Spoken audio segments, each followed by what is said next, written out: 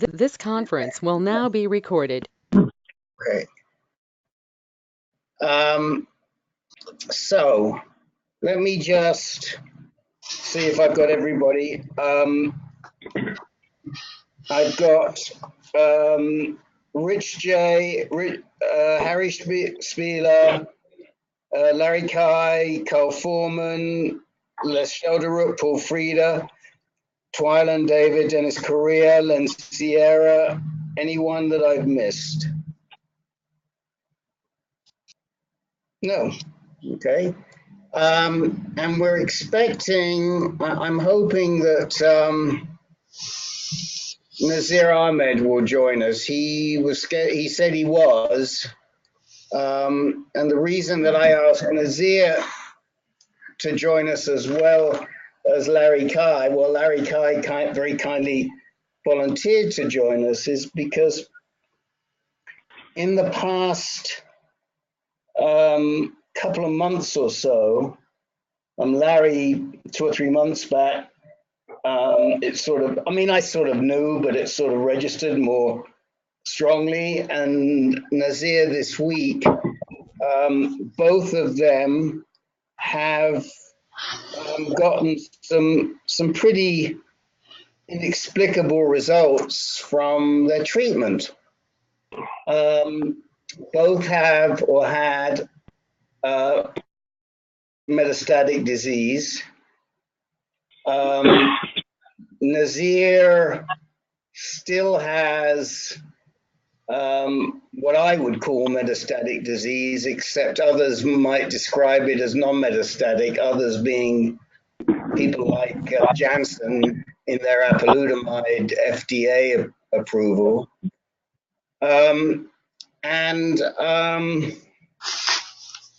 What we thought we might do today is take, and I really like to try and hold it if I can to around the first 40 minutes of the call, and then we'll have about 40 minutes for the new folks, and then we'll have about 40 minutes for questions. But what I thought I'd do is I'd let both Larry and Nazir tell you their stories, about 10 minutes each maybe, and then open it up for questions for 20 minutes and hear how successful they've been. We have one more person on the telephone. Who is that? This is Nazir. Hello, Nazir. Okay. Hopefully you heard some of what I said. N-A-Z-I-R? N-A-Z-I-R, yeah. So, a word of introduction on both Larry and Nazir. Larry is actually on our advisory board and lives in Cleveland and has been treated at a number of places, as he will tell you, and he'll fill you in on his whole history. And Nazir and I've been working with Larry, well, maybe 3 years, 2 years, 3 years. Nazir I've been working with a long time. I can't even remember how long Nazir. And Nazir lives just across the border in Canada, very close to Professor Bill, about less than half an hour drive from Professor Bill. And I got to meet Nazir finally when I went up to visit with Professor Bill in December. And I have known for a very long time that, and this is very important because we're going to be talking about diet, but I've known for a very long time that Nazir is married to a wonderful cook, Indian cook, his wife. And so I've been waiting for that Indian food for a very long time, and he was kind enough to bring some over, and we had a terrific meal before he left. So it was just delicious. Somebody's phone is ringing. If you'd be good enough just to mute until that's off, we'd appreciate it. Okay, Larry, would you like to take the first 10 minutes and talk a little bit about your background, your story? Yeah, Rick, I'd be glad to. You can hear me okay? We can hear you fine, and thank you so much for offering to do this. We really appreciate it. Well, you're welcome, Rick. I'm very much indebted to you over the past few years for giving me some guidance and information, and your insights, as well as to ANCAM. I totally support what the nonprofit is trying to do and the many benefits. And while I've been on calls, I haven't participated. But I've listened to the YouTube broadcasts and found them to be excellent material. I need to say I'm not giving medical advice. I'm not recommending anyone do what I did because some of it's pretty radical and could actually impair your health if not done with medical supervision. And I'm not going to suggest or validate that there's any correlation with my diet, exercise, weight, and PSA. Correlation doesn't necessarily mean causation, but it's very curious. The bottom line is my PSA went from 1.17 to less than 0.1 without ADT in 6 months. The only changes I made were diet, exercise, and getting my weight to below the BMI. I've seen at least seven oncologists. None of them ever heard of it going below 0.1 in a case like mine. And I'll fill you in on more of the background. And they've never even heard of it. So it's kind of unusual. And when I go into a medical center, it's kind of like I'm a circus oddity. So I'll just give you some brief background. Most of you are more familiar with this stuff than I am. But so 2011, I was diagnosed with a Gleason 4.4+4. The stage was PT3B. It was in the vascular system, the lymph nodes, obviously extra prostatic extension. Seminal vesicles were negative. I then had 8 weeks of daily radiation, about 70 grays, to the prostate bed. I was not given ADT.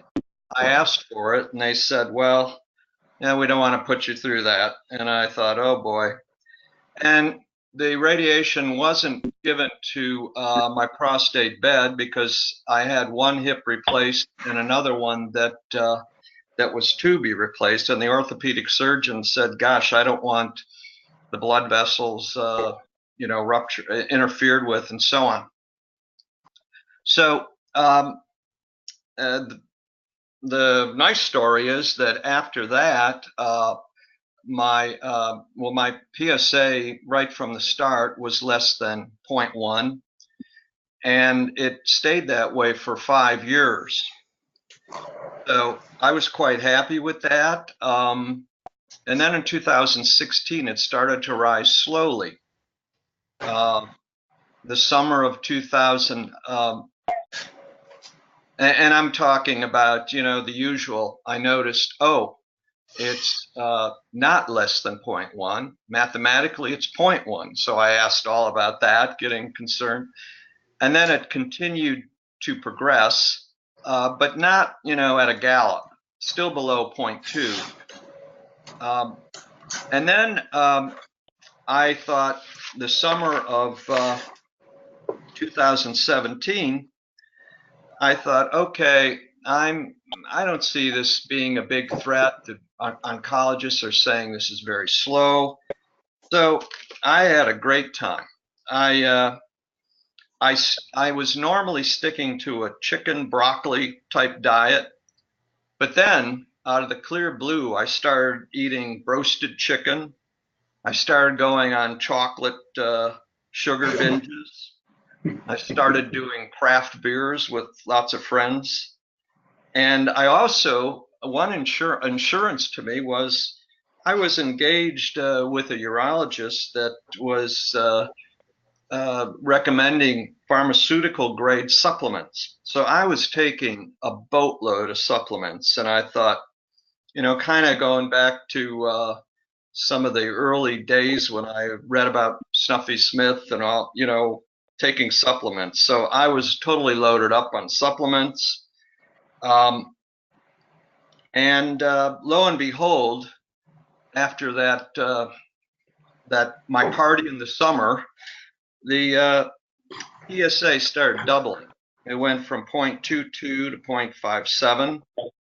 And then by January, it was 1.17.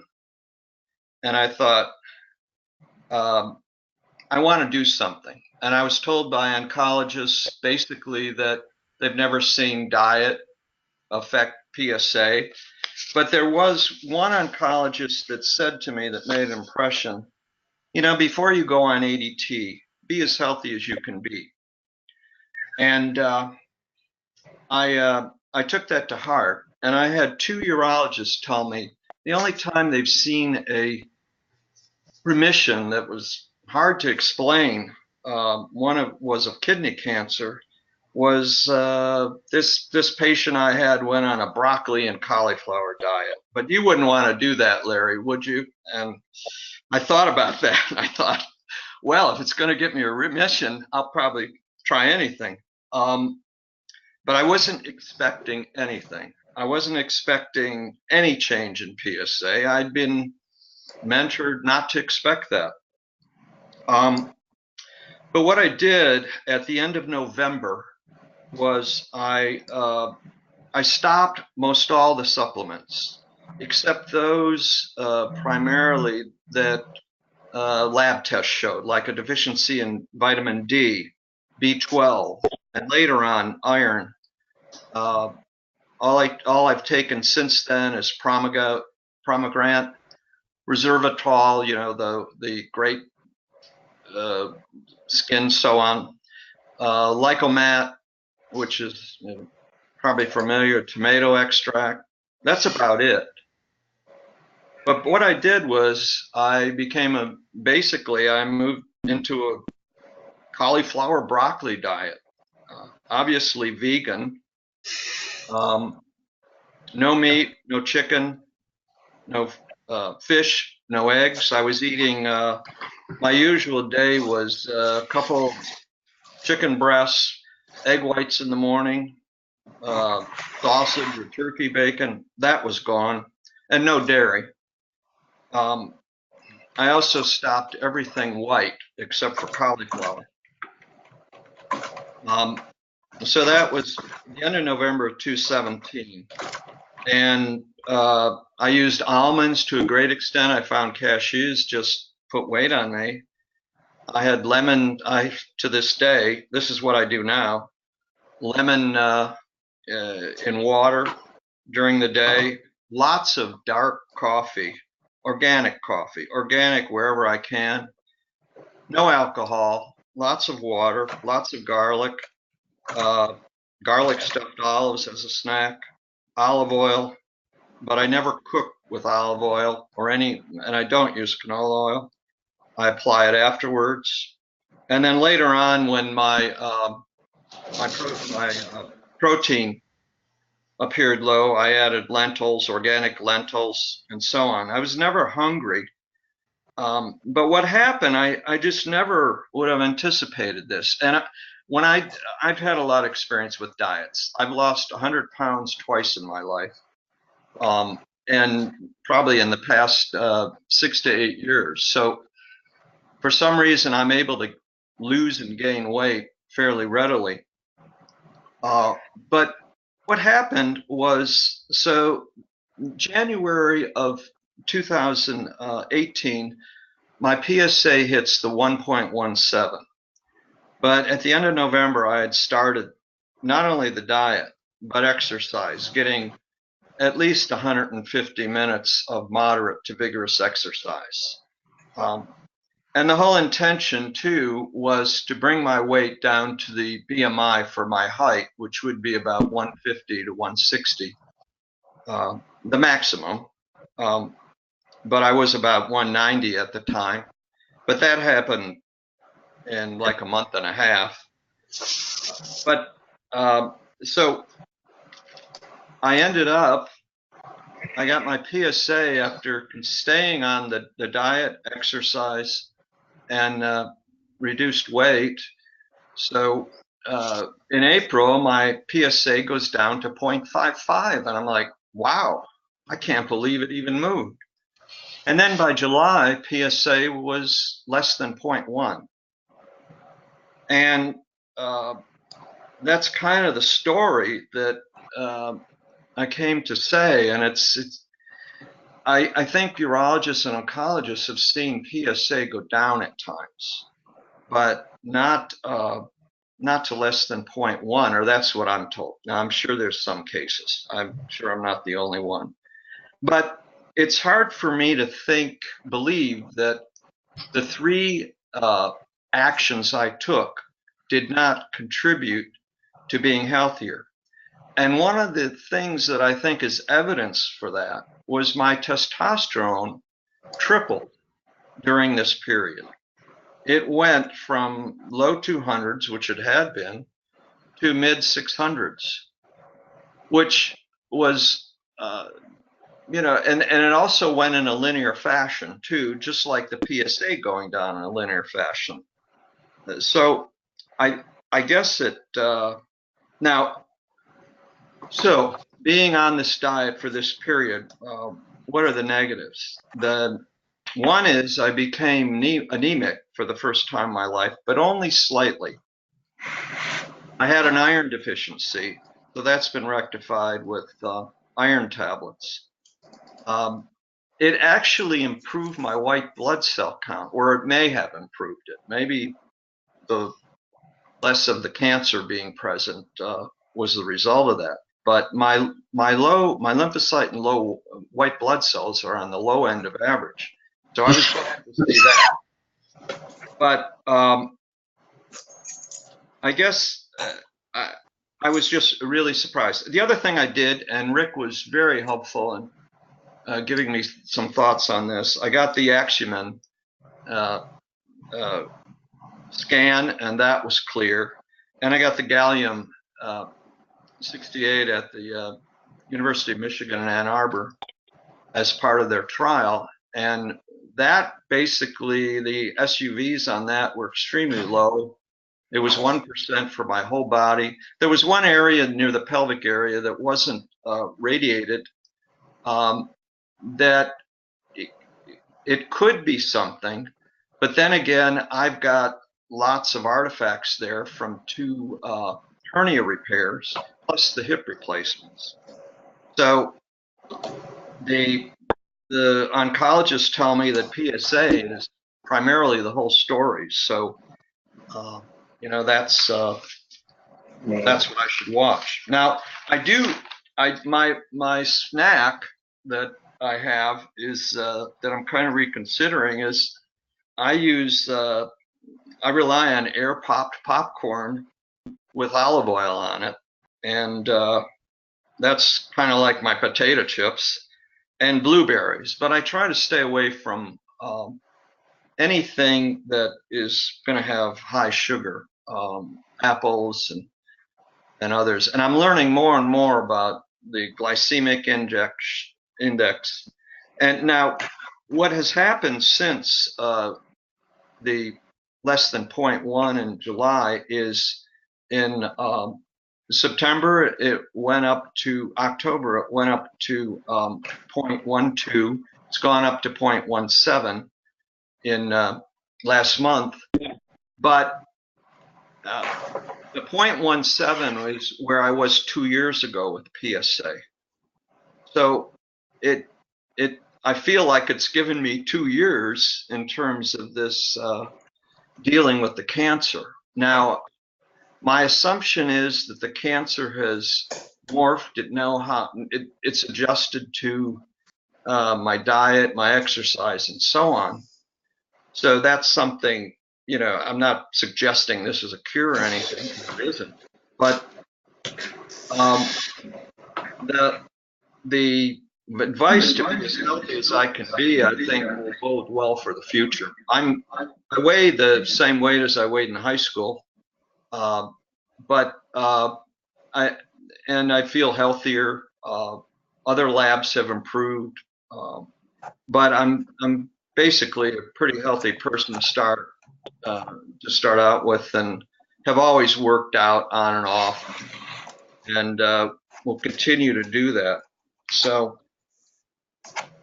Well, thank you so much, Larry, for that summary. And I'll open it up for questions, but I'd like to get Nazir just to tell us a little bit about his turnaround as well, and then you can speak to both these guys. Nazir, do you want to just fill us in a little bit on what we were talking about yesterday and these results that you just got from your PSMA scan compared to where you were 5 years ago? Oh, you want to tell me just about the PSA scan and the PET scan with C11 acetate and the PSMA? Well, I'd like you just fill the guys in on your history and what you've done and where you were and where you are now. Okay. Well, I can tell you that I went to of course, I had the cancer, and I went to Kansas City to the hospital there and got a PET scan done. And the PET scan showed that my lymph nodes and some of my bones were involved. And I had the radiation prior to that, and then they gave me chemotherapy after that. The chemotherapy, brought things down, but then PSA started going up again. And I got this PSMA scan last week, and the scan showed that I do not have anything in my bones, but I do have in my lymph nodes. So I was just wondering, where did the bone cancer went? Where did it go? This is my question. This will be my question to my oncologist when I go and see him next week. However, I'm puzzled, and so was the person who did the PSMA scan. He said, I cannot explain why there is no cancer showing up in your bones. So, any comment on that? Well, I should just tell the folks that you did the chemo and then you were on Zoladex, LHRH for quite a while. Yes, I was. And then you started to become resistant and castrate resistant, and your PSA got up to around 4. So back in February of 3 years ago, February of 2016, they added Casedex bicalutamide and Zoladex, yes. And together with the Zoladex, and that brought you down. Yes, okay. And that's basically you completed your chemotherapy. You were on Zoladex and Casedex, and what we've seen since then is a gradual decline in the cancer. Yes. Until this week when you got your PSMA result back and there was no sign of the cancer in the bones at all. Yes, that's what I'm puzzled about, and that's what my question is to Dr. Levesque, my oncologist, and let's see what he has to say. Of course he's going to say that. I told you it will not make any difference to the treatment that I'm giving you. Well, that's why you go through the chemo and why you're on the ADT and there's no sign. I mean, there is some sign of cancer in the abdominal lymph nodes, but no sign of cancer in the pelvis or in the prostate or in your bones. So that's Or the PSM imaging. so. Paul Frieda, could you please mute? I'm sorry. What did you say, Nazir? This is what I'm worried about. That where is the cancer? Well, I mean, I keep telling you, you don't want to. You shouldn't be worrying. You should be rejoicing. Yeah. You know. I mean, you would have to worry if you went on a cauliflower and broccoli diet. Then you'd really be worried, right? Yeah. Maybe I'll attempt to follow those instructions and that diet, see if it makes a difference. I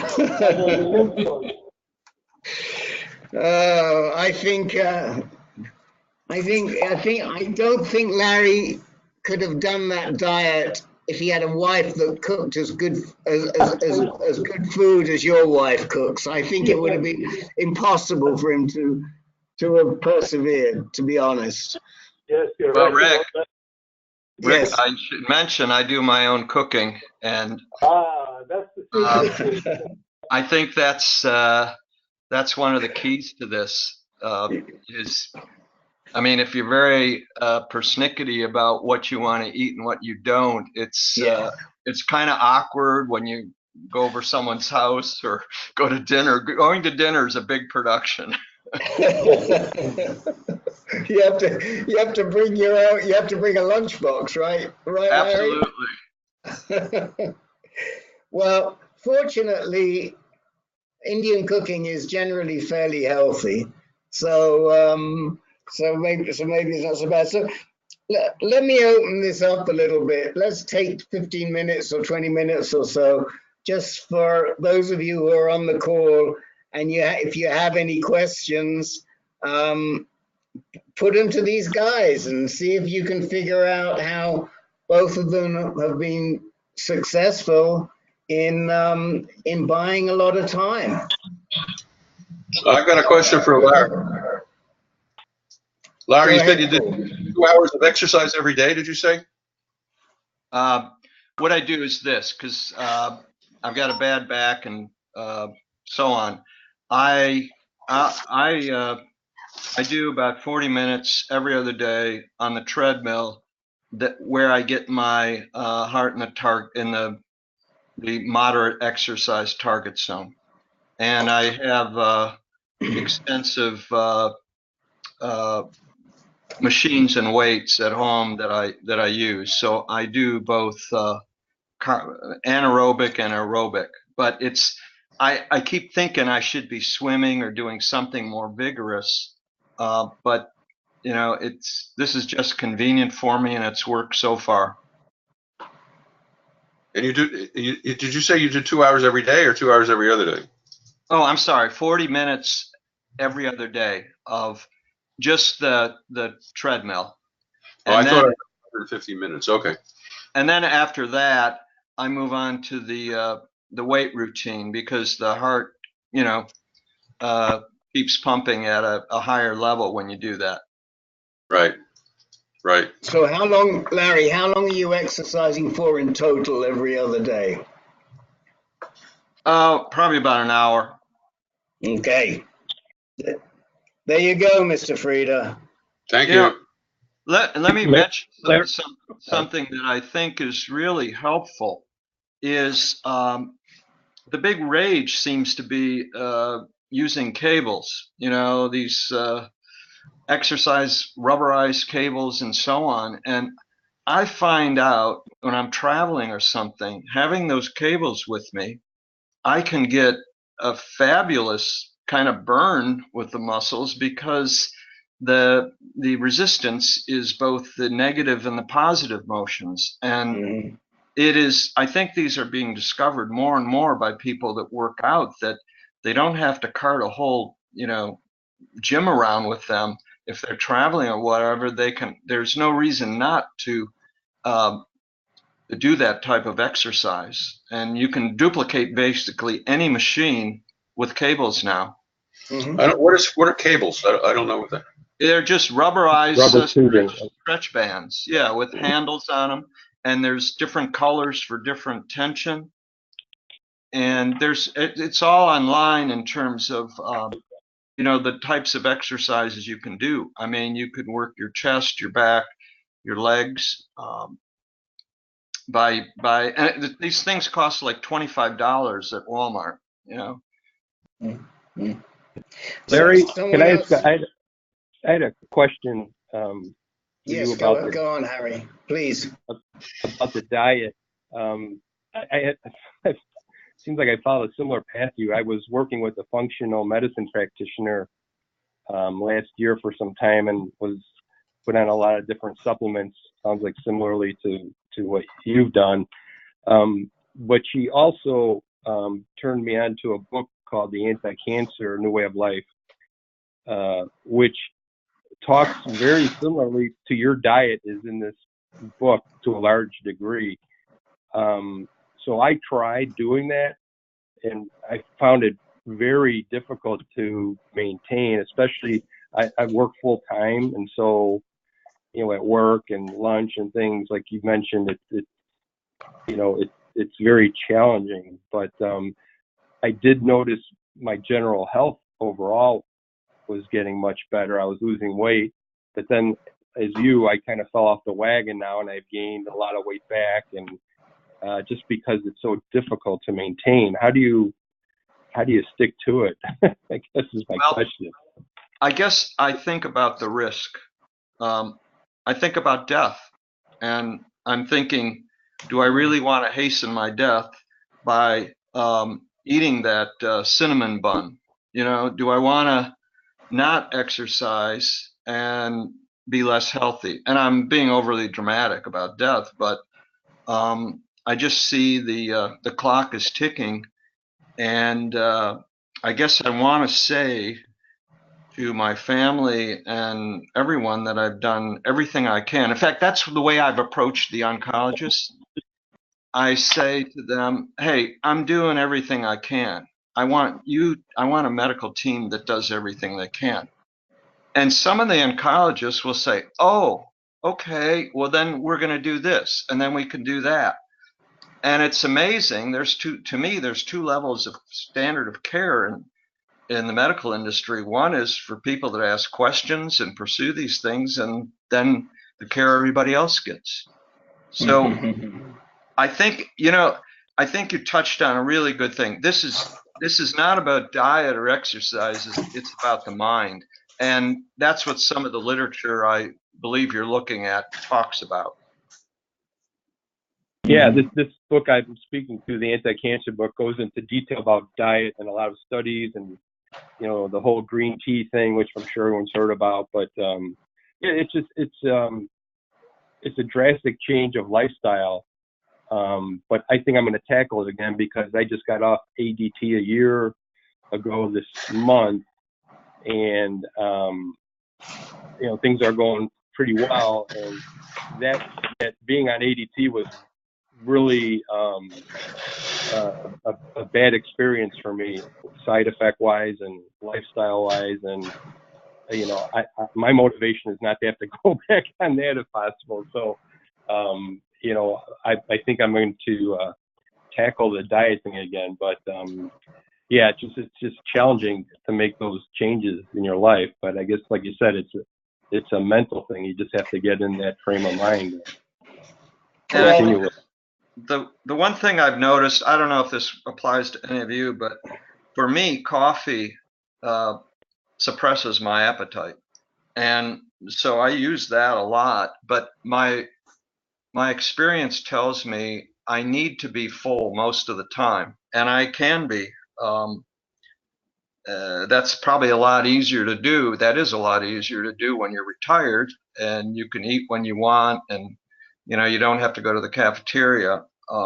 I can eat healthy food, but the other thing is when I've lost 100 pounds twice, that was largely through a lot of it was through 80, 90 ounces of water a day. and I think the water can be very filling. Mm-hmm.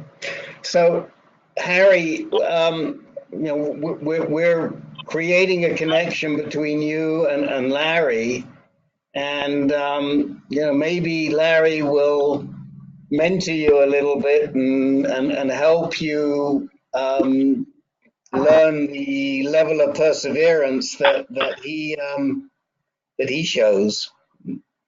I think it's easy. I do actually think that if you're going to do something like this, whether it's a strict diet or exercising regularly, if you have a buddy to support you, it makes an enormous difference. An enormous difference.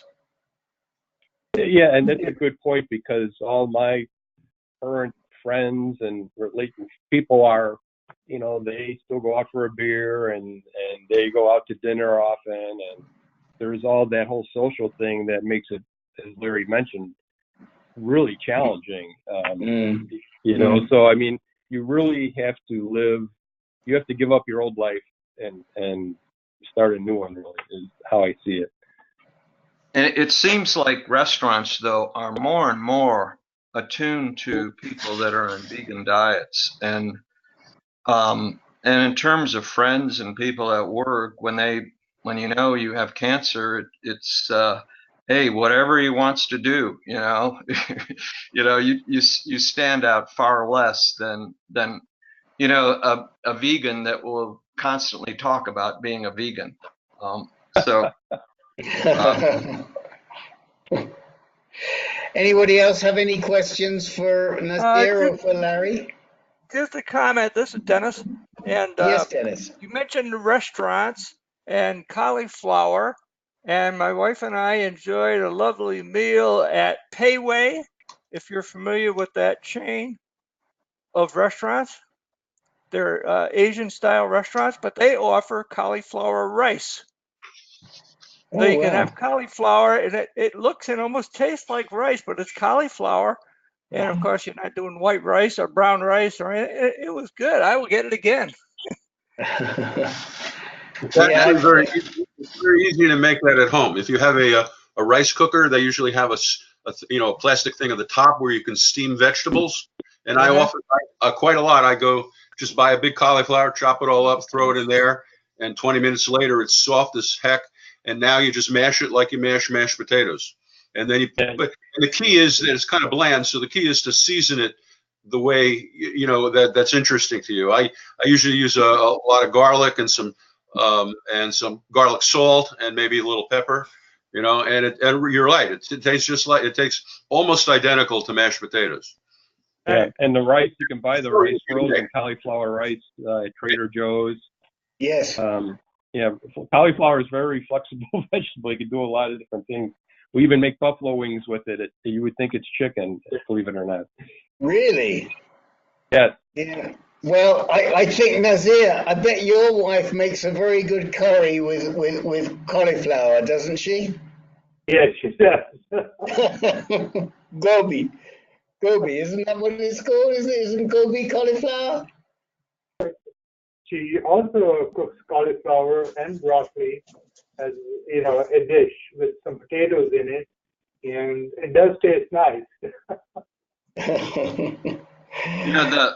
You had Rick, you had Greta talking about nutrition. Yes. And she had a listing of the 10 cruciferous vegetables and in terms of their benefits. So it's not only cauliflower and broccoli. Actually, I think Brussels sprouts is at the top, but lots of people don't like Brussels sprouts. But to me, that was a very valuable presentation, because I like to have kale and something other than broccoli and cauliflower. But a year and a half ago, I didn't even know what a lentil was, but they actually make, now you've probably seen it in Whole Foods if you've been in there, they actually have lentil pasta. It's shaped just like wheat, and it's amazing the innovations that are coming. And so Prostate Cancer Foundation has a cookbook that they just produced And unfortunately, it's in the kitchen. I'm trying to remember what it's called. Something about cooking cruciferous vegetables, I think it's called. It's not a particularly creative title. But it's a small like ring binder with maybe 20 recipes in there, and you can write to them and they'll send it to you for free. There's a lot of very nice recipes in there. They may be a little too liberal for Mr. Kai. But for others of us, there are some excellent recipes using cruciferous vegetables. So, look on the PCF site and or Google PCF cruciferous vegetable cookbook, and you'll find it, and they send it to you for free. So I recommend that. I see that this conversation is putting Mr. Hannum to sleep. Yeah. Oh, what a surprise. I don't think Mr. Hannum has ever seen a cauliflower or a broccoli. I have to say, congratulations on your fantastic discipline, Larry. But when I first heard the diet of cauliflower and broccoli, my first thought was, "Oh, death, where is thy sting?" But those are two foods that are highly gas producing, along with the lentils, of course. So I'm wondering, is that an issue for you? Is that something you develop a tolerance to, or do you take something like Beano to help deal with that? That hasn't been a problem for me, but I'll tell you what was a huge problem for me caused acid reflux were mega doses of turmeric. And I couldn't believe the adverse reaction I had, to the point of going to a specialist for that. But no, I don't know why it hasn't caused problems, but there's enough in that top 10 list of cruciferous vegetables that and they even are attributed as having better properties than cauliflower and broccoli. And if I could just add, in terms of motivation in dealing with one of these diets, the thing that I do is, after I get my PSA every quarter, I'll eat whatever I want for a day. We'll go out to lunch and I'll have white everything, pasta, everything. I'm a chocoholic. I'll have chocolate, and just for a day.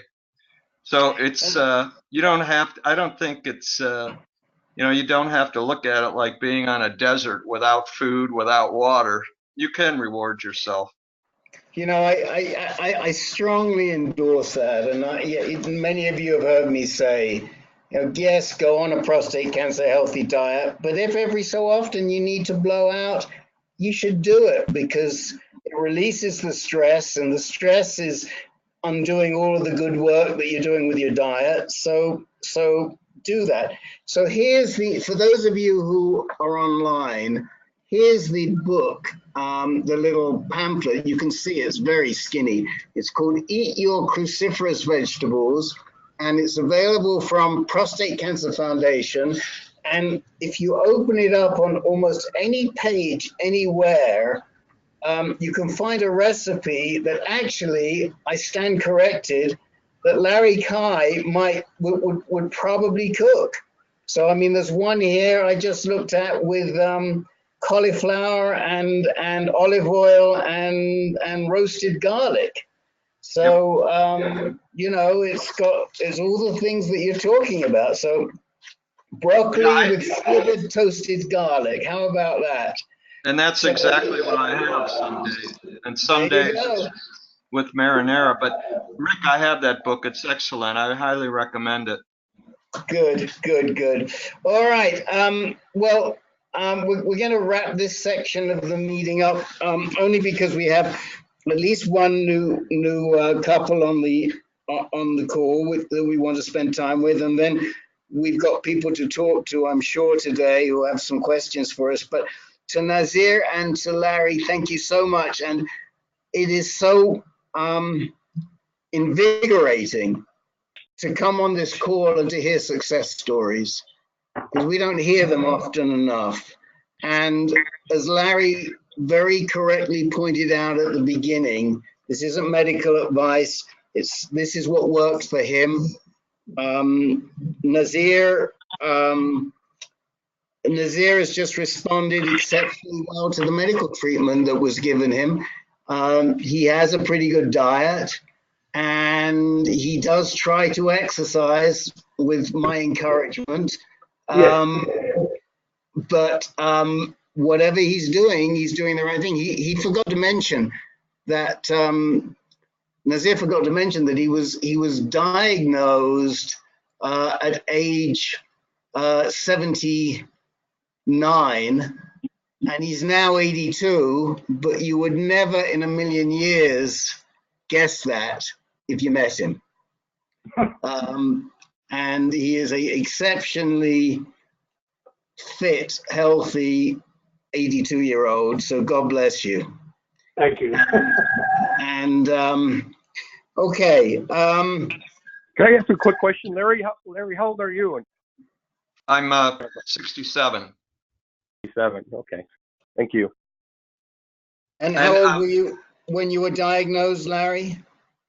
That would have been 8 years ago. So I was 60 or so. 59. Yeah. And if anyone wants my email, I'm happy to correspond with you. Rick has it. I just don't want to put it on YouTube. But I'm happy to, share any knowledge I have without prescribing anything. How about recipes? Will you share recipes?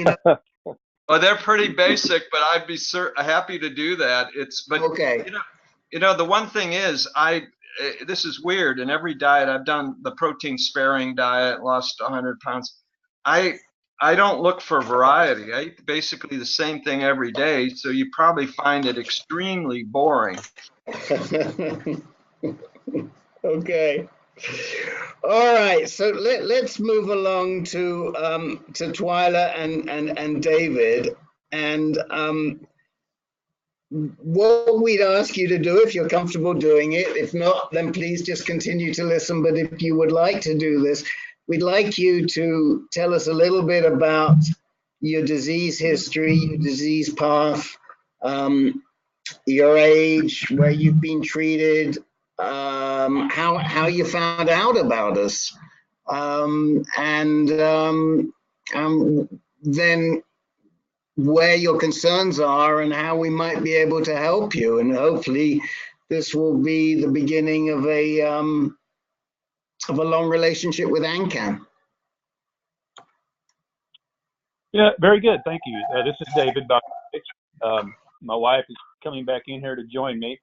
I'm 61 years old. I was diagnosed at the age of 59, immediately after I retired, and immediately began ADT, followed by radical prostatectomy about 3 months later.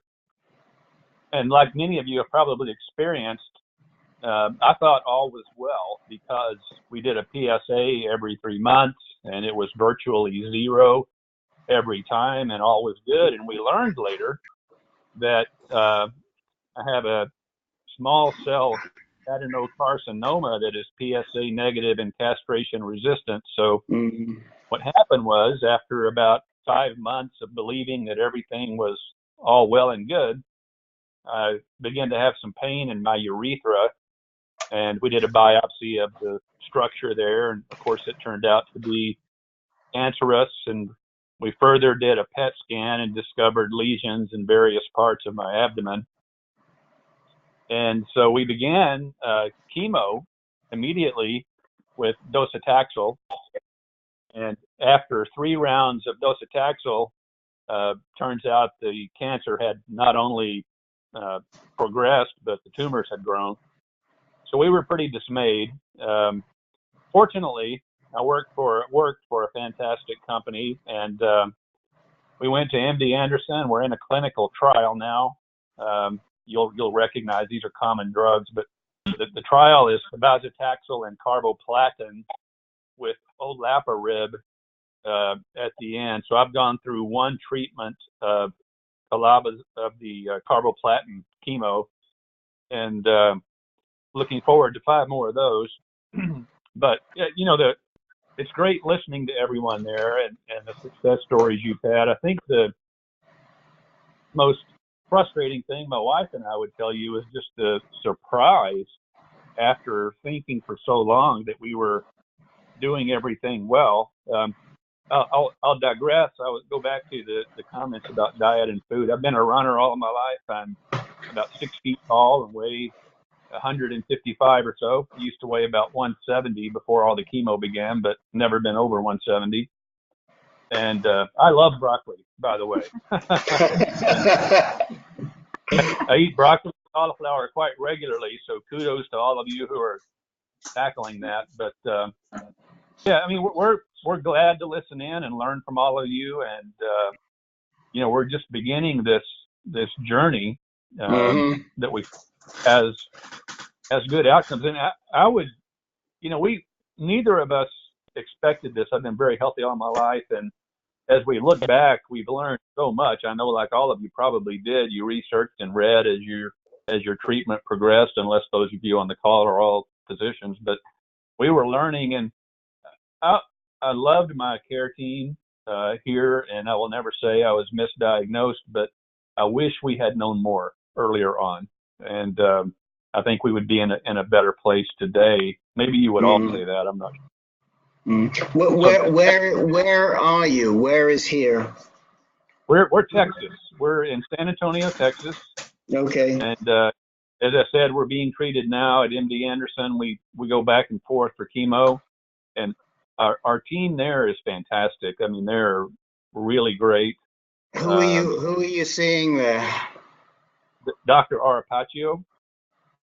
Oh, we don't know. You guys know her? No, I mean we are very. Let me apologize. Go ahead. Aparicio. I mispronounced her name. Aparicio. Okay.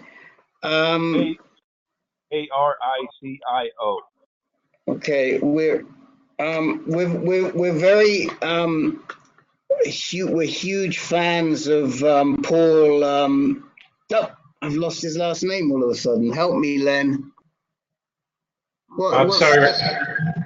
Our guy at MD Anderson, Paul Korn. Yeah. Yeah, we're aware of him as well. He is terrific, and we've had a lot of dealings with him. We know of what's his name, Chris, the guy with the Greek name. I'm having senior moments here. Antonaricus? No, Antonaricus is at Antonarakis is at Baltimore. No, sorry. Yeah, he's at Hopkins.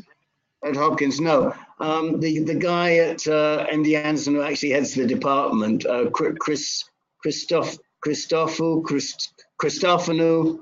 Anyway, but you know, you're in great hands there, and I'm very interested in this trial because we've got a guy who got 4 years or so out of enzalutamide, and he is on a trial at Memorial Sloan Kettering with cabazitaxel and abiraterone. Okay.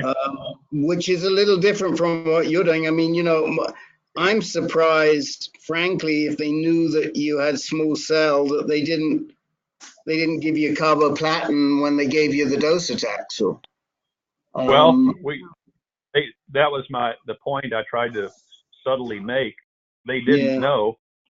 My opinion was they should have, but that's water over the bridge. Yeah. Was it UTSA or was it a local hospital, community hospital? It was if it's okay, I won't mention. I mean, they're a well-known, well-respected San Antonio Hospital, and Okay. like Okay. I don't harbor Yeah, ill yeah. will. I just, you know. I understand. But yeah, I mean, you know, the fact that they've done is now has as part of your treatment at MD Anderson, have you done any genomic testing or genetic testing? We've done two. We've done Foundation, let's see, the Foundation 1, Guardant, 360, and the 3 of them. They've done them all. Plus they just Right. biopsied. We haven't got the Foundation 1 results back yet. Okay. Well, if they get stuck or you got any issues, let me know, because Okay. I'm actually on the patient advocacy board at Foundation Medicine, and we know the folks there really well, and they're really good people. Yes, they've been fantastic.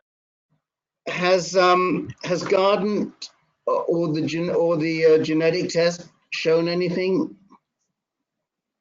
No, nothing conclusive that they came back with, offer any insights.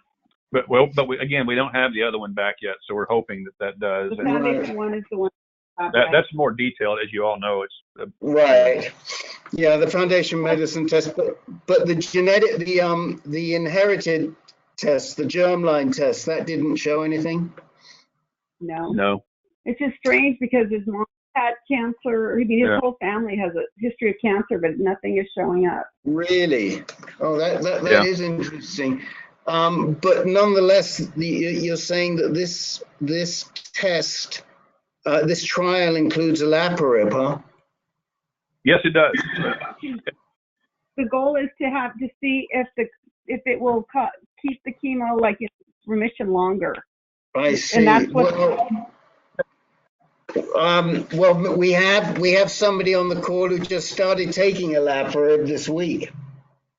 Okay. Carl, how are you doing on the olaparib? Yes, it's been, I think it's 6 days, not quite a week yet. And nausea started within a day or two, although it's relatively controllable. I called the nurse triage line to inform them of my side effect, and they gave me a medication for nausea that's typically given for chemo patients. So that seems to be helping with that. Good. Yeah, we have a lot of experience on this call with issues around the BRCA pathways. And as you probably know, olaparib is a PARP inhibitor, so it's typically prescribed for cancer patients who have some sort of mismatch repair in the BRCA pathways, and there's been success. And in fact, one of our board members, and he's a board member and an advisory board member, and he's BRCA positive germline. He got probably 2 years, at least 2 years out of the olaparib.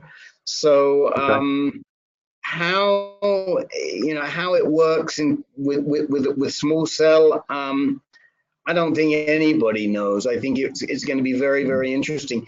Is this particular trial that you're on, David, specifically for men with small cell or not?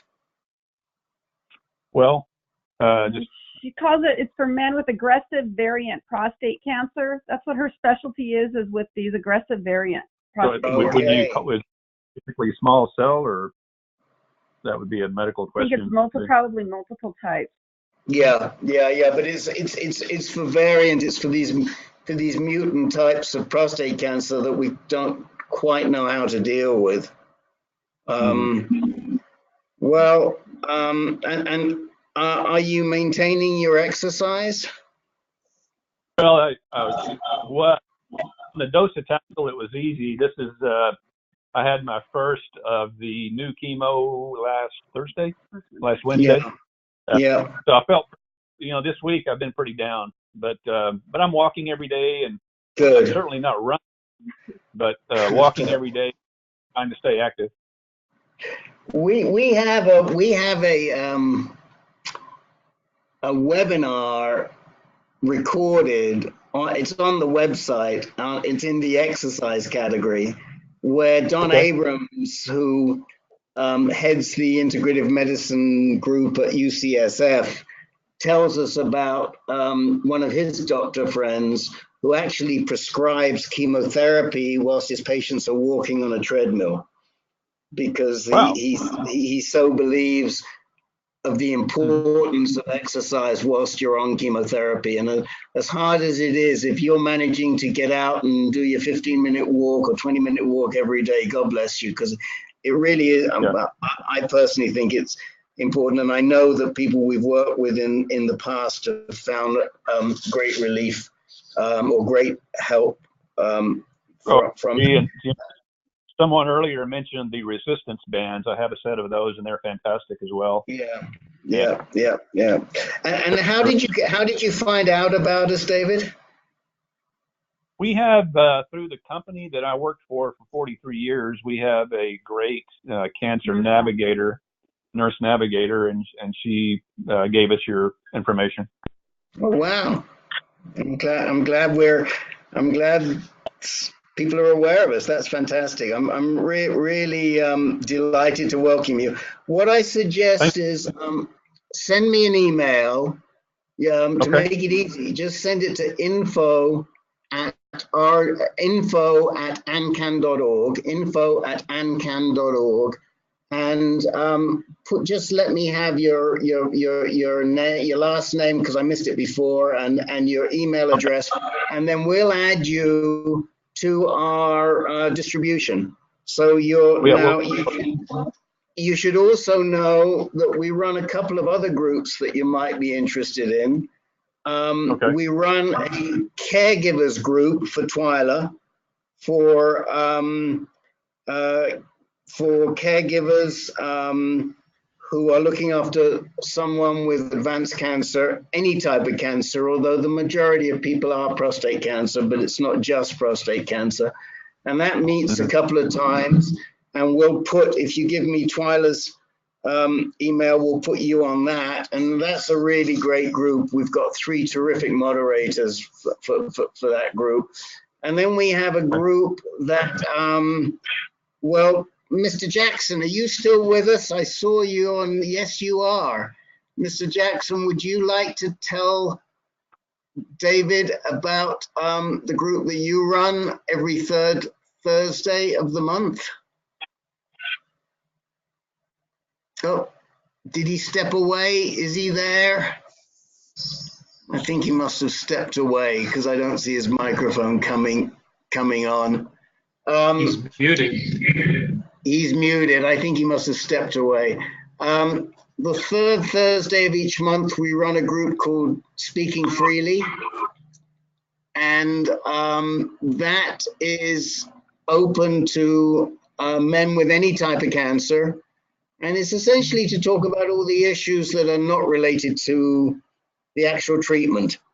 So all the issues that come up in having cancer, how do you tell people at work? How do you deal with your family? How do you deal with your own mortality? Does it affect your relationship with your wife or your significant other? So we would welcome you to that. Let me open the call up let me open up this discussion to anyone else who'd like to talk to you a little bit about your situation. Anyone want to? Yeah. David, this is Len. I'm just curious, when your initial pathology report after the prostatectomy, did they tell you that you had this aggressive variant form of prostate cancer?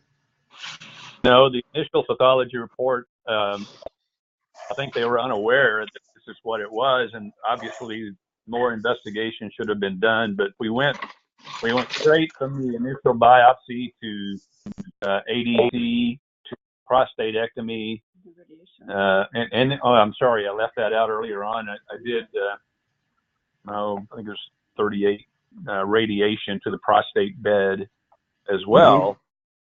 And then, as I said earlier, we thought all was well because the PSA was undetectable, and then we learned it was not, and went on to docetaxel. So no, to answer your question, no. She just got last week from Dr. Aparicio based on all his blood work. She did take a biopsy of one of his tumors, and it was actually 6 tumors in his liver. So we'll get that back, but she's the first one that's basically given us a specific diagnosis on what it is. Versus Wow. Wow. But do you recall in the original pathology report, did they describe your cancer as adenocarcinoma specifically? Yes. Yes. Yes. All the way up until a week ago. Just a week ago, it changed. Yeah. Interesting. Well, we're so glad to have you with us now. So hopefully this won't happen again. But so glad. Anyone else like to talk to Larry or to David or to Twyla?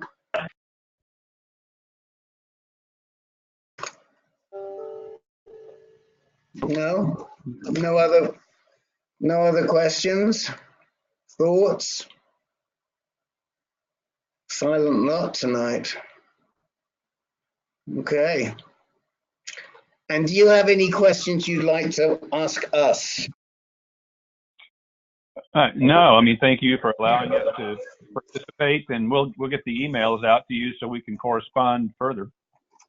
Terrific. And hopefully we meet every week, first and third Mondays and second and fourth Tuesdays. So first and third Mondays at 8 o'clock Eastern, and second and fourth Tuesdays at 6 o'clock Eastern. And we're available in between if you've got any questions. But one thing I will say, I think you're in one of the best places you could possibly be for treatment at this point in time. And that should encourage you. So, thank you. Hello, this is Nazir. And I have one question to ask you. Yes, please, Nazir. What time will LU-177 give me? I'm sorry? I didn't hear the question. Could you repeat the question, Nazir? LU-177. What can I expect from that? What could you expect from lutetium-177? So let me hold off on that, because I'm going to go down the list right now. I'm going to ask everybody if you have any questions, and I know that you have a question. You want to talk about lutetium-177, so we will definitely come back and we will address that. Okay? Sorry for the No problem. Okay, so let me go down the list. Jake, anything you'd like to talk about tonight? No, Rick. Mr. Jackson, you're back with us. We needed you to do a promo. Missed the opportunity, but other than that, I'm doing fine. Thank you. Okay. All right. Well, we just told David about your group, so maybe he'll join you in that. I think Harry had to leave. Larry, is there anything that you would like to raise with us? No, but I really value this group, the YouTubes, and just one thing that has helped me a lot, and that haven't been a particularly religious person, but there was so many people praying for me that I was kind of taken aback by that, and it is a part of the equation that I think was extremely helpful to me and will continue to be. Yeah, the spiritual aspect. Well, one of these days soon, I think we need to spend more time talking about that spiritual aspect. It all too often gets swept under the carpet. I sort of personally am responsible for that, because I kind of lump it in a lot of the times with the stress management. We talk about meditation, and that's a great way, but it's more than meditation. For some people, it can be prayer, for some meditation, and more services, whatever it might be. Thank you for raising that, Larry. Carl Foreman, anything you would like to talk to us about tonight? I'll promote you to the top because I know you've got guests coming. Yes, absolutely. So yes, I do have some things to talk about. Okay, so we'll come to you first. Les, anything for you? Was that Les? Yes, it was Les. Oh, okay. I couldn't quite hear you. Yeah, maybe just a couple comments. Yeah. Okay, absolutely. Paul Frieda, anything for you? No, thanks. I'm good tonight. Okay, Dennis, anything that you'd like to talk about? I'll Cauliflower give you rice.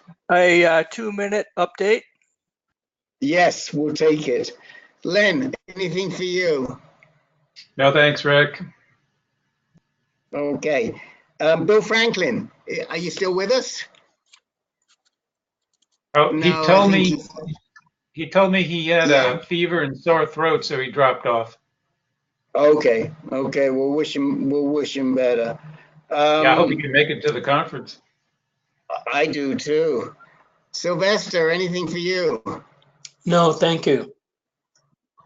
Okay. Nazir, we'll visit with you about Lutetium 177. Larry Fish, anything for you? Oh, hi, Rick. No, I'm good, thank you. Okay, so just before we start with Carl Foreman, Len, do you just want to say, just mention again if there's anybody that's sort of in the neighborhood that doesn't know about the conference in Fort Myers on Saturday? Sure. So March 2nd, which is getting feedback there. March 2nd, which is this Saturday, there is a conference in Fort Myers, Florida, sponsored by Prostate Cancer International. It's got a great agenda covering everything relevant to prostate cancer, from active surveillance through advanced and metastatic cancer, prostate cancer, all types of treatments, salvage, radiation therapy, immunotherapy, treatment of oligometastatic disease, different types of scans, genetics, the whole 9 yards. And they're really talented doctors. And it's just one day from, I believe, 8:30 in the morning till 5 in the afternoon, Fort Myers, Florida. $25 is the recommended donation, but it's otherwise free. And we will have a table when Len will be present, and hopefully Bill Franklin, assuming that he's well. So Len, two of they're our going to record that? What, Jake? You know if they're going to record that? I don't. I'll find out. Okay. If they do, I'll certainly get a copy. Or put it online, yeah. Yeah. Okay, Carl, you're up. Okay.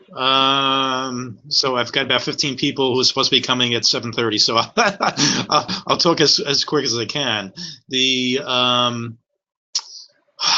Where do I start? Well, I'm going to be starting the Provenge. It has been approved by insurance, and there will be no out-of-pocket whatsoever for me. I'm waiting to get a call from the Cancer Institute to schedule that. It will probably be at the earliest next week for me to start that. In addition, I've already started, as we previously discussed, about olaparib within the past 6 days or so, and Casodex.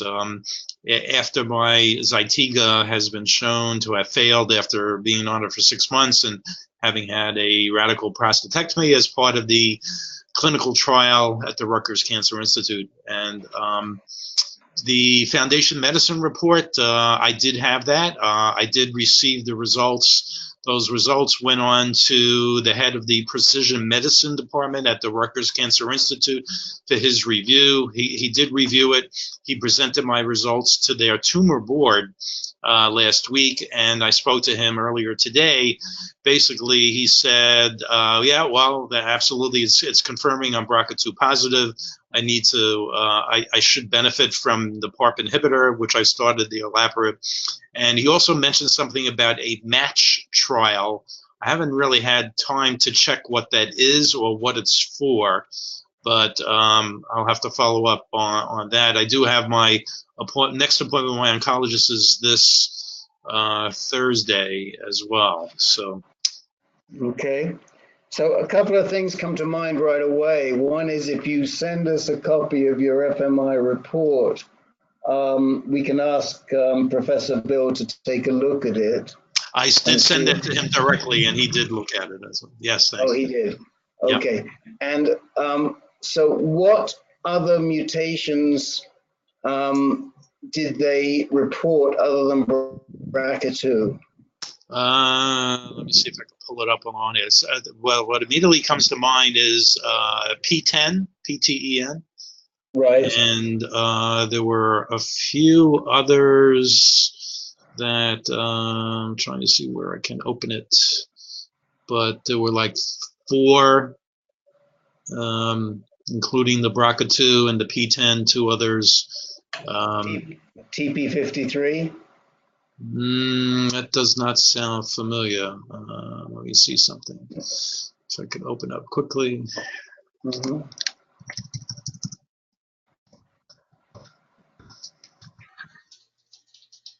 Okay, so where is this report? Okay. So it's opening the, all right, yeah, P10 loss, microsatellite status, MS stable, not sure what that means. ATR? Yep, ATR, yep. TMPR SS2?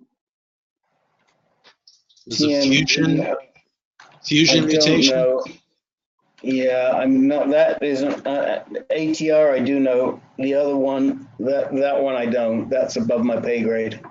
Yeah, and the only other thing that's mentioned is the tumor mutational burden for MUTS/MB. What that means, I don't know. So your tumor mutation burden was 4. Okay. So the MSI stable, usually the higher the MSI, the more respond to the PARP, or I shouldn't say the PARP, to Keytruda or to anti-PD. No, not Provenge, but immunotherapy drugs that are anti-PD-1, PD-L1 drugs. If you have a high MSI and you have a high tumor burden, then that is a good sign for Keytruda. So MSI stable isn't a good sign, it's not a bad sign. The ATR, I forget, I've just got to go back and look. It might be, no, I think it's ATM that's in the BRCA pathway. I've got to look on ATR. Bill would know. Has Bill gotten back to you yet or not? I have left him a message, and he has not yet had a chance to get back to me. It was yesterday, but I'm sure he will. Yeah, I haven't heard from him in a couple of days. And then the tumor burden 4 is high enough that it would promise some results. So and P10 is very common, and it's just not actionable. We don't know what to do with P10 at this point in time. That's my Len. Do you want to comment on those, on any of those? Well, you're right. P10, we have nothing for that. It's usually a P10 deletion, which P10 is normally a tumor suppressor. So if you have the P10 deletion, that means it's not doing its function of suppressing tumor growth. If it's combined with TP53, then it's a more serious problem, but it sounds like you do not have TP53, which is also tumor suppressor, so that's good that you don't have that. The TMPRSS2 is usually TMPRSS2 ERG fusion. That is also something that's they have drugs in clinical trials for that, but I don't think there's anything currently effective or actionable, I should say. Do you know anything about ATR? I've heard of it, and like you, I confuse it with ATM, ATR. Yeah. I think Professor Bill may have had one of those two mutations, but I'm not sure. Okay. But yeah, he'll know a lot more than me. Yeah, that's for sure. And the one thing with the Provenge that we have learned over the years is be sure that you're well hydrated, because the men that we have known that have had any issues when they've gone through the Provenge, and it's usually when it's getting transfused back in. It's not when they do when they take it out. They do, what's it called, Len? What's the name? Yeah, leukapheresis. Leukapheresis, yeah.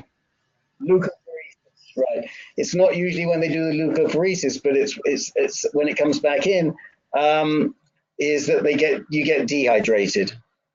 Okay. So I think it could be at either end.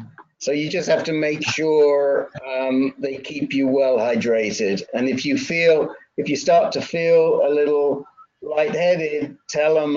And we've known folks where they'll stop halfway through and they'll give them a saline drip for 40 minutes, and then they'll put them back on again. So I'm saying it's when they put it back in. It might be when they take it out. I don't mean to confuse you. Do you remember? No. I'm aware that it's not the leukapheresis part. It's when they put it back in. That's when you start having the side effects. So I understand that. Yeah. So just be sure that you're well hydrated, and if there are issues, because we've known that some of the facilities that do this, they're not aware of this hydration issue, and so we always mention it to the guys so they can point it out. Okay. All right. Thank you. I've got a bunch of people in the background right now, but again, as always, I appreciate it. And Rick, maybe we'll talk tomorrow morning. Yeah, we'll talk later or tomorrow. Okay. Bye. Okay. Bye-bye. Thank you. Ken Anderson, welcome. This is one of those calls where you might want to listen into the first half, because there was some interesting stuff before we got to the round robin. Is there anything that you'd like to raise tonight, Ken? Your microphone's not, there it is. Anything you'd like to talk about? No, I'm good. Good. Okay, well, this would be a good one to listen to the first hour and a quarter, because there was some great stuff that we covered. Les, you're up. What's going on? Okay, I assume Peter is not on tonight. No, does everybody knows about poor Peter? He bust his hip, so he had an argument with the floor. Yes. Came in second place. Anyway, I'm supposed to be going back up to the Mayo Clinic tomorrow for reevaluation of this treatment that he had, but the roadmap in that area, whole area around Rochester, Minnesota, is in magenta, which means 100% snow and ice covered. So I don't know if we're going to get there or not. Okay. But one question I had for possibly Len, this one other guy locally, this Dick Bailey, said that he's currently on a drug, YONSA. Yonza, yes. Okay, Yeah. what is that for? Dick isn't on tonight. No. Just another formulation of Zytiga, Oh, of okay. abiraterone.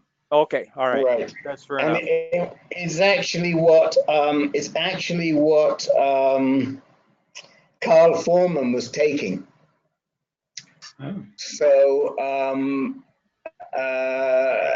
he was actually using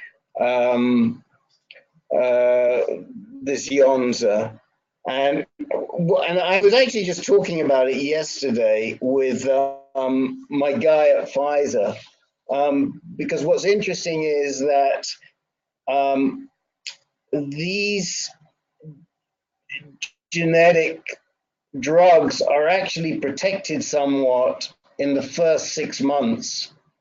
So they're able to charge relatively high prices. So it was costing, this isn't what Carl was paying, but his insurance company was getting charged $8,000 a month for the generic.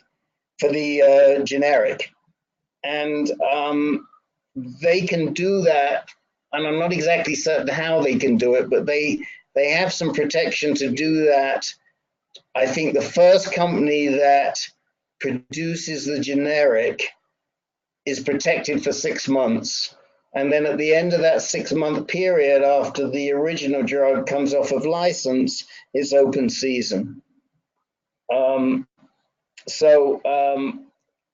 It's a very similar, almost identical formulation to abiraterone. There are a couple of tweaks that allowed them to produce it as a generic. To be honest, I can't remember can you remember what they were, Len? Well, I'm sorry, Rick, I have to correct you here because yeah, please. Yeah, Carl was taking a generic version of Zytiga.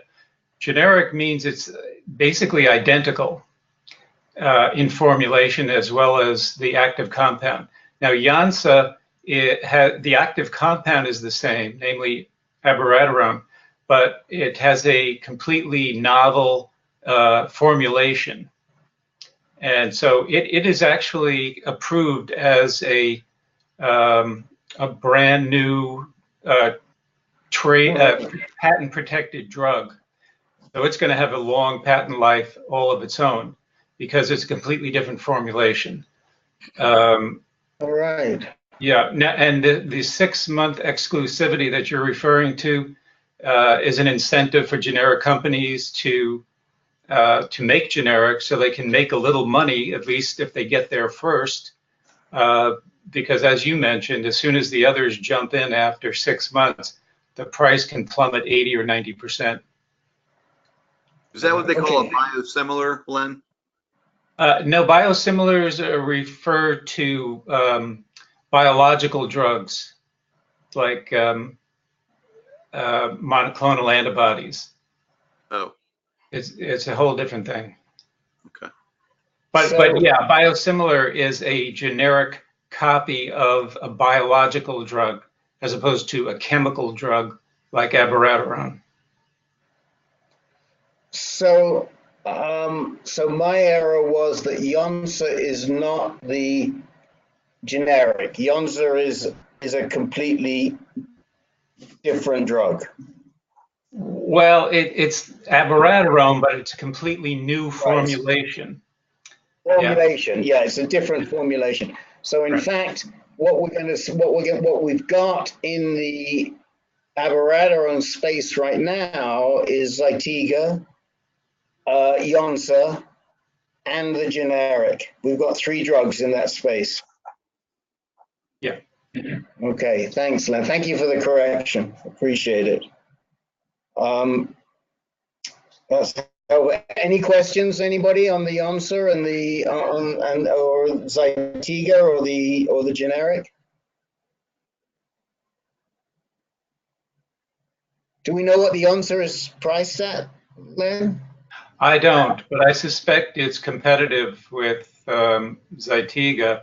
Although with the generic Zytiga, that's really the competition for Janssen now, so they may have to drop their price.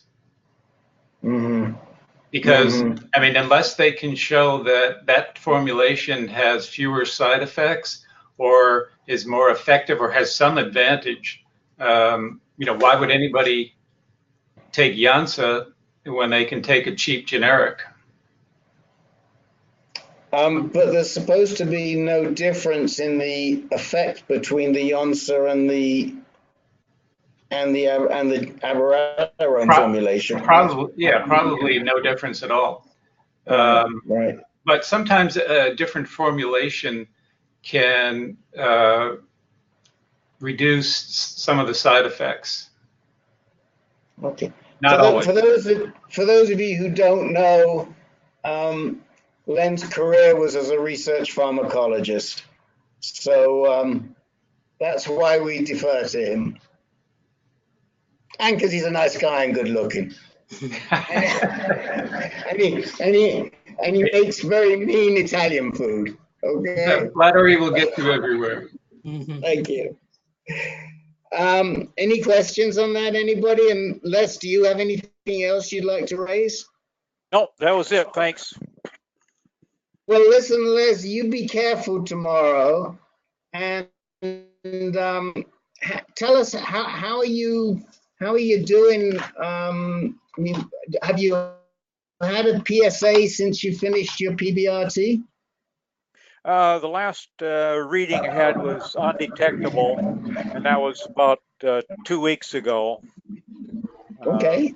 But I don't know if I'm going to make it up to Minnesota or not. It doesn't look too good at this point. Well, first of all, I'm delighted it's undetectable. The last record I have was back in September. You were less than 0.1 back in September. Yes, that's what it is now. That's less than 0.1 is what their undetectable is here locally. Right, that's good. That's good. And no side effects from the PBRT. Everything good? Well, as far as I know, one other thing I wouldn't mind asking, as far as side effects, I've heard several people say they've had the hot flashes. I've had what I would call warm waves. People have said they've gained 50 pounds, they've this and that and everything. I haven't had any of those, but my fatigue or lack of endurance is tremendous. I haven't heard anybody else that's anywhere near as bad as mine, and I don't understand that, I guess. Are you so right now you're just on your LHRH drug, whatever it is? Lupron. You're just on Lupron, and anything else other than the Lupron? No, that's it. Okay. Well, and what are you doing in the way of exercise? We attempt to go to the Y 3 times a week, but due to snowfall or something or other, we get interrupted. Of course, with the snowfall, I get to use the snow blower or shovel, but I do it in stages. Like if I have to use a shovel, it's go out there and take 3 scoops and then rest for a while. Okay. So if you call that exercise. Well, the one thing we do know, and we know it from the studies and we know it from the anecdotal experience of men we've worked with, is if you can get that exercise going, it's going to make you feel way better. Yes, you're going to feel tired when you get done. You're going to rest up for maybe half an hour or 40 minutes. That's what I used to do after my exercise, but you feel way better during the day and the level of fatigue is a lot less. Anybody want to address that? Okay, let's go ahead. Well, like I was saying, we do attempt to go 3 times a week to the Y. So, Okay. But the thing is, what we are doing, a lot of people might not consider exercise because I can only do so much. Yeah. My fatigue is such that I don't feel I can get very far. But we go for about 55 minutes every time, 3 times a week.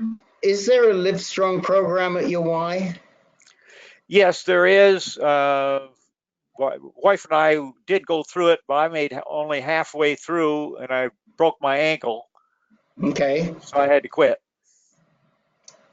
I would encourage you to sign up again. Is that ankle mended? Yes, yeah. Yeah, that's been about 4 years ago now. I would encourage you, especially now with the ADT, to sign up again for that Live Strong program. Well, I did look into it a little bit and they kind of frowned. So I don't know if they'd let me back in or not. Well, I think you've got to tell them that you're on androgen deprivation therapy and you need the support. And if you have an issue with that, let me know and we'll see if we can intervene. I don't really know the folks there, but I think we can make a case for you, and they need to elevate it again. You are your best advocate, and that's exactly what you need. You need that Live Strong program. You need that trainer. You need that rigor to get you through, because if you go through that Live Strong program, when you come out at the end of the 16 weeks, you'll have enough energies that you can motivate yourself. I feel sure about that. Well, I'll give it another shot. Okay. Thank you. Okay. Anyone else want to talk about exercise for ADT? Rick, I'd just like to get some clarification from Les.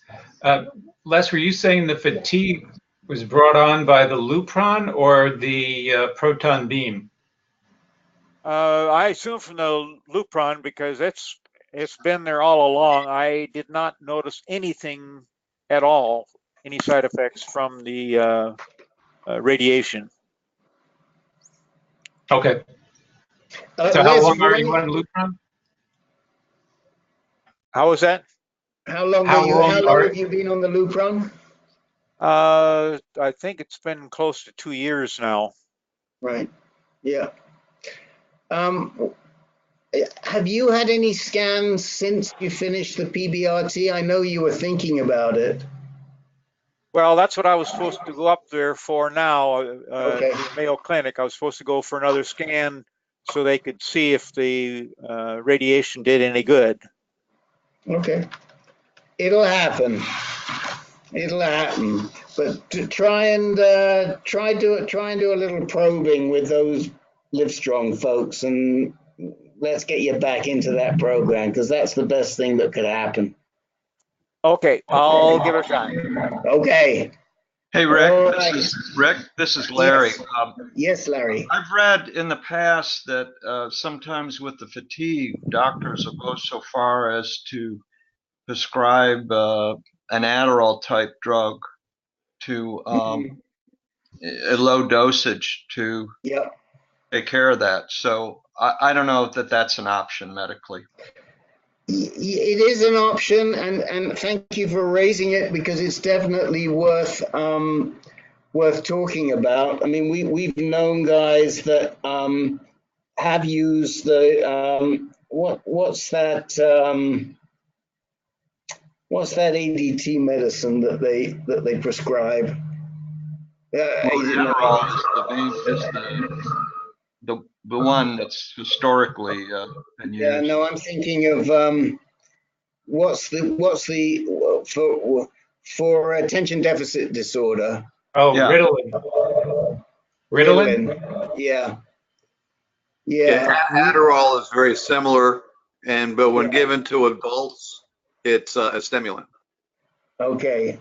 Yeah. So we're familiar, unless when you do go up, talk to them about the possibility of Ritalin. We've known a lot of guys that have used it. I don't know anybody that's really said it's been terrific, but some people think it helps. I personally think that if you can get your exercise program going, that's going to make a bigger difference than the Ritalin. But that's not medical advice. That's my own bias and what I've known from working with a lot of people. It's purely anecdotal. But Larry's absolutely right. Talk to them about possible medications, including Ritalin. Yeah, Rick, let me just chime in here and let Les know that I take Ritalin when I go to the gym. I will take it, and it depends if your fatigue is physical or mental. The Ritalin will do a lot for your mental fatigue, which could enable you to do more exercise than you otherwise would. It works that way for me. Well, one of the things I have noticed that, I get to the point where I feel actually dizzy. In fact, I've had two people come up to me and, kind of look at me and say, you've got to, anyway, take it easy. Or everything in moderation. That's what they've been saying. That they think I'm pushing it too much. They look at me and think I'm about ready to pass out and tell me everything in moderation. So I am apparently pushing it, but it's to my limit, not what other people would think you should be able to tolerate. Anyone else have any suggestions for Les about the fatigue issue when you've been on ADT for a significant period of time?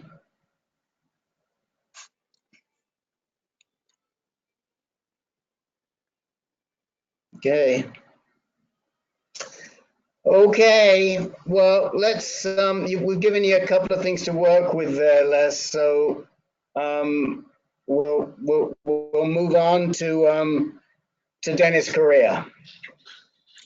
Yeah, I just thought I'd give you a quick update on my 90-day labs here and my Lupron injection. Went well yesterday. All the numbers are staying the same. My PSA staying at less than 0.1. Right. And all the other lab things look to be there's nothing seriously out of line with anything.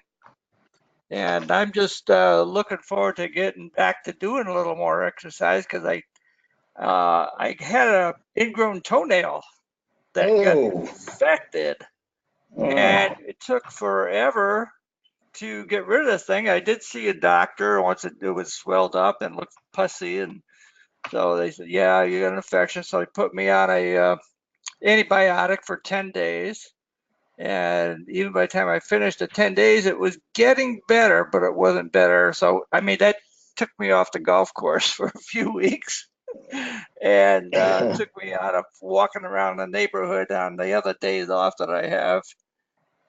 And besides, as you know, Rick, the weather had not been cooperative here. I like to walk outside. I mean, last week you had a little snow on that golf course. You would have had to have been playing with colored golf balls, no? Yeah, our club, they actually had two course cancellations over the past couple of weeks there, just because of the cold, wind, wet, snow. I know. Well, it's 70 degrees here, guys, but I'm looking out my window and I can see snow on the mountains. So we've had a little coolish weather. But Dennis, don't you have any words of wisdom for Les on fatigue and exercise? Yeah, I was going to comment that, you don't have to do an extended period of time all at one time with your exercise. They've determined you can get the same results, even if you do it, for 5 minutes.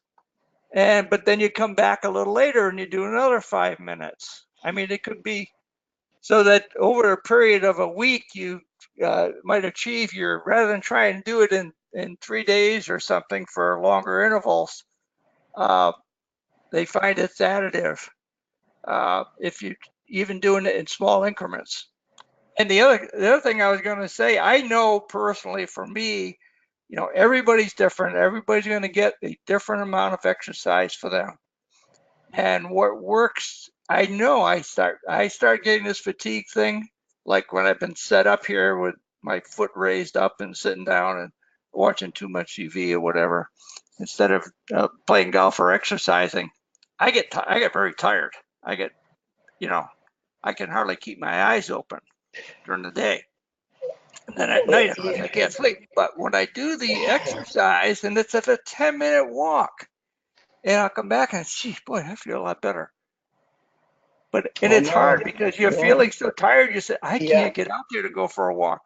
But if you just muster up, a little bit of ambition and get out and do it, you feel better after. I do. So.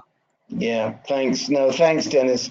And Dennis, there's always a car that needs polishing, right? Yeah. Well, I get to periodically shovel snow. That's not quite as good as going for a walk, but it does require some exercise. It does. It gets the heart going. Yeah. Okay, well, listen, we are delighted that you are holding steady on that Zytiga with that Zytiga. And, it's great news, Dennis. It's great news. I'm very happy. The other side effects of the drugs are still there, just like everybody else with, night sweats, hot flashes, the fatigue stuff. The new thing that I'm starting to notice recently is cognitive function. I have always done my own taxes. This year I started trying to do them and I could not keep the numbers straight, and I was putting wrong numbers in, and I got so frustrated. I said, that's it, I'm gonna get somebody to do my taxes this year. Do you play Sudoku? I've seen it. I think I may have tried it once or twice, something like that, but I'm not like a big crossword puzzle person or a Sudoku with the numbers. I would, just a suggestion, you might want to try it. It's worked for a lot of people that I know. You start off with the easy ones, but you just get into the habit. I mean, for me, and some people have heard me say this before, I used to play bridge online, which forced me to remember the cards. So I would play a rubber bridge every night online so that I made myself use my memory. But I think that you might find, just try it. Try it for a couple of weeks and see if it makes a difference. Get a simple Sudoku book or do it online. Does anybody on the call play Sudoku? Both wife and I use that a lot. That we do that during commercials or between other things on television. So we go through an awful lot of those. We've done probably thousands. Yep. I think it's a good thing to do to keep your mind clear. I mean, I used to have one friend who would compete with his wife on a daily basis in Sudoku. So it's I don't know whether you can line up the wife to play with you, but if you can, it's a good idea. Yeah, probably not. Oh, okay. Okay, just saying. But you can do it solo, right? You can do it solo. Yes, you can definitely do it solo. Okay, so the last thing that we have to discuss is with Nazir, and Nazir's question was, well, what is the use for the lutetium-177 PSMA radionuclide, and when would you do that? Len, do you want to take a crack at answering Nazir? Oh, I think you probably know more about lutetium than I do, Rick. I'll defer to you. Have a go. Go on, have a go. Okay. All I know is that it's in phase 3 clinical trials, and it's looking to be more effective than Xofigo, which is radium-223. It's effective for both bone and soft tissue metastases. I think it has transient dry mouth as a side effect, but I don't know much beyond that. Okay. I think in order to get into the trials, you need to have undergone chemo, at least one round of chemo, as well as second-line anti-androgens, and have failed those. But I'll tee it up for you, Rick.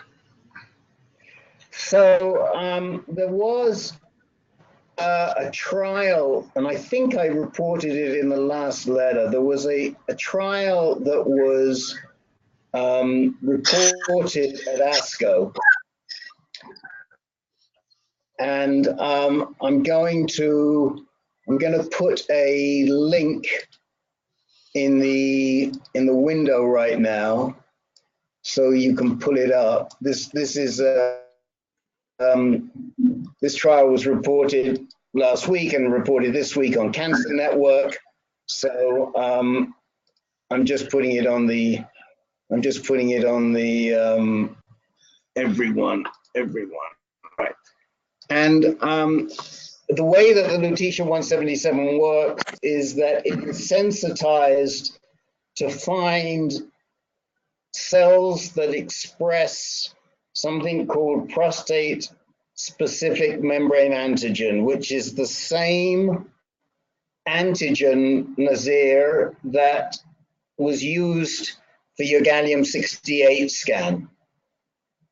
But instead of it just identifying where those cells are, in this case, it takes the lutetium-177, which is what's called a radionuclide. It's a radiographic agent. It takes it to those cells, and hopefully it exterminates those cells. So it's very specific to PSMA. Now, PSMA is expressed mostly in prostate cells, but not only in prostate cells. So there are cells in the throat, in the esophagus, that for some reason, we don't really know why, also express PSMA. And so one of the side effects can be that you do have dry mouth, but at least with the lutetium, they're not permanent, they're temporary. The trial in Australia that's reported, I think the trial that Paul, I forget his last name, but the big tall guy that used to attend our group and sadly passed away. I think it was the trial that he participated in, and it had some fairly spectacular results. It was a small trial, and it was there were 50 eligible men, and they had 4 cycles of the lutetium PSMA every 6 weeks, and the results were, let me see, at a median follow-up after 23 and a half months, 2 years, 24 months, 32 of 50 patients had a PSA decline of at least 50%. So it pulled down the PSA significantly. Of those, 22 achieved a PSA decline of at least 80%. And a total of 14 patients received additional cycles of the lutetium after their disease progressed, and 9 of those had a PSA decline of 50%. So it seems, and there's a lot more. You can read the results yourself. Go back to the email I sent you last week and click on the link there to read the results. But it looks like a very promising drug. What we don't know is how effective it would be if you got it earlier in the disease cycle. Sadly, the people that we know who have received it have probably received it too late. Rob, God rest his soul, Dr. Steve, those are 2 people that immediately come to mind that did the lutetium trials. I mean, we're all hoping that Thibaut does well. He's just started on a lutetium trial. But it seems that quite often the men that do try it get in very late. I mean, the average in this group had a PSA doubling time of 2.5 months. So their disease was really on the move. I think they had an average Gleason of about 190 when they, an average PSA of 190 when they started it. So it has a lot of promise, but right now it's being used for end stage disease, and we'd like to see it get approved and used earlier in the disease cycle. Any questions? Comments? Nazir? I'm here. Sorry? Say that again. We missed you. Oh, I said, are you looking for me? Yes, yes. I'm here. Yes. Yeah. Did that make any sense to you? Does that answer your questions? Sorry, I had to step away for a minute. Oh, okay. I apologize. Well, you'll listen to the recording, go to the end of it, and you'll hear. And I see that you're online, so you can click in the chat window. There's a link in there that will tell you a little bit about this. I will do that. Thank you. Okay. All right. All right, guys. We are finishing pretty close to being on time.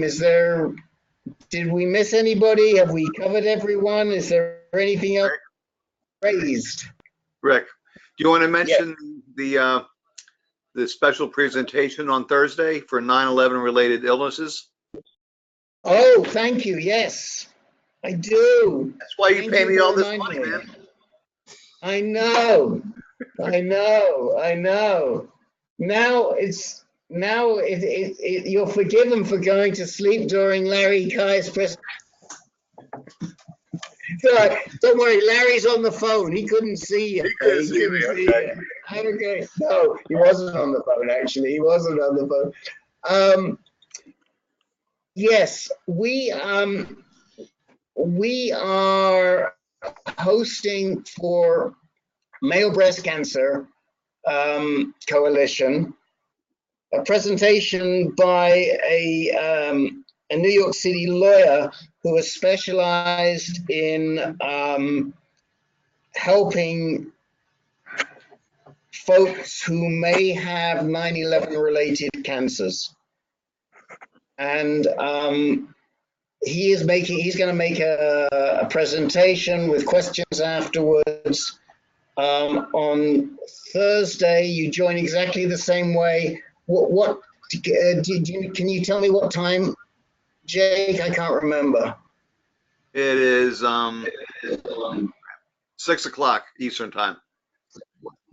6 o'clock Eastern. So starting at 6 o'clock Eastern, he will be there, and it's possible that we may. I don't want to move in on their space, and of course, you guys are all welcome. But we may get him to do another presentation on answer cancer that will promote more widely than just for male breast cancer. We'll see how it goes, but it's on my mind. And if Peggy doesn't have a problem, I just didn't want her to feel that we were encroaching on her space. So I thought it was better to do it, to let them do it. And then if it works well, we'll do it again, and broadcast it widely. But thank you for reminding me. Okay. So next meeting is in March, the 4th, March the 4th. And I get to see that I have a picture of a buffalo with a bird sitting on its back from Yellowstone National Park on my calendar for March. So, all right. Thank you very much, everyone. Please be in touch with me if you need follow up on any of this. If you need Larry Kai's email, please reach out to me. Send me your email address if you're not on our lists, and we'll get you on. And we'll talk to all of you very soon. And if you do want to listen again, for those of you who aren't aware, you can find these recordings on our website or on our YouTube channel. This one will get posted sometime tomorrow. Okay. Good night, everybody. Good night. Good night, everybody. Good night.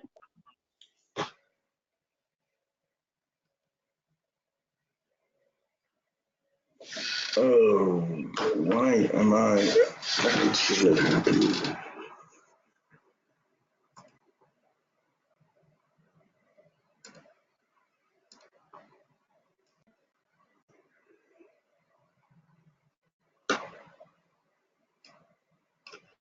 Oh.